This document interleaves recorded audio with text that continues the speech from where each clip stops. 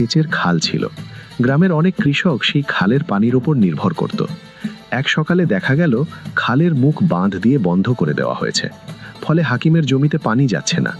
খোঁজ নিয়ে জানা গেল কাজটা কাদের মিয়ার লোকেদের। হাকিম সরাসরি কাদের মিয়ার কাছে গেলেন। কাদের ভাই, খালের পানি বন্ধ কেন? চেয়ারে হেলান দিয়ে কাদের বলল, আমার জমিতে আগে পানি লাগবে, তোমার জমি পরে।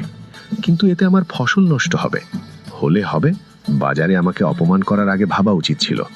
হাকিম কিছুক্ষণ চুপ রইলেন, তারপর বললেন, আপনি যদি আমার ক্ষতি করে শান্তি পান করুন, কিন্তু মনে রাখবেন মানুষের বিচার এড়ানো যায়, আল্লাহর বিচার না। এই কথা শুনে কাদের আরও ক্ষেপে গেল। হাকিম ফিরে এলেন। সেই বছর তার অর্ধেক ফসল নষ্ট হলো। সংসারে আরও অভাব নেমে এলো। রাতে সন্তানেরা যখন ঘুমিয়ে পড়েছে, আয়েশা ধীরে বললেন, আপনি চাইলে কাদের মিয়ার কাছে ক্ষমা চাইতে পারেন। হাকিম মৃদু হেসে বললেন, আমি যদি অন্যায় না করে ক্ষমা চাই তাহলে সন্তানদের কি শেখাবো? আয়েশার চোখ ভিজে উঠল। তিনি শুধু বললেন, আল্লাহ আমাদের সহায় হন। দিন যেতে লাগলো, অভাব বাড়তে লাগলো। একসময় ঘরে চালও শেষ হয়ে গেল।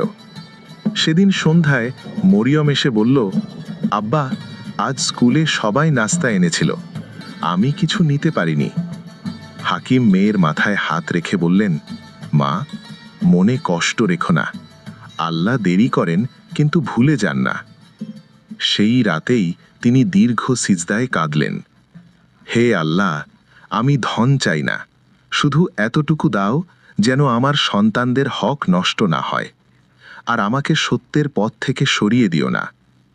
পরদিন ভোরে এক অদ্ভুত ঘটনা ঘটল।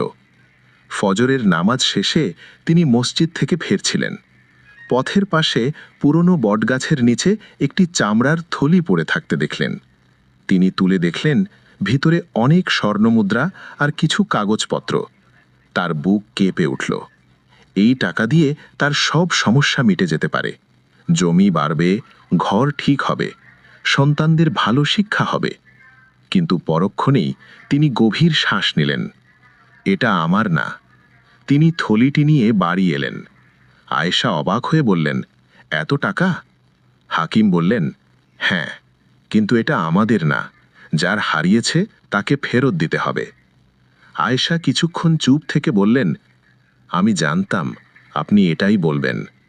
সেদিনই তিনি বাজারে ঘোষণা দিলেন, যার থলি হারিয়েছে সে যেন পরিচয় দিয়ে নিয়ে যায়। বিকেলের দিকে এক অপরিচিত বৃদ্ধ এলেন। পোশাক দেখে মনে হলো দূর শহরের